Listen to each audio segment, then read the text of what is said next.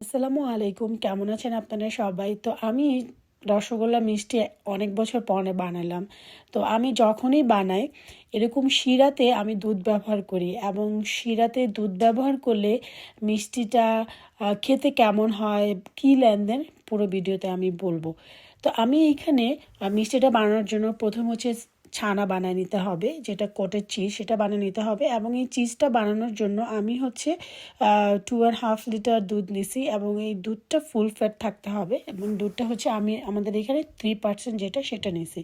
তো আমি এইখানে প্রথম 3 টেবিল স্পুন হচ্ছে ভিনেগার ব্যবহার করছি, 3 টেবিল স্পুন হচ্ছে পানি দিয়েছি।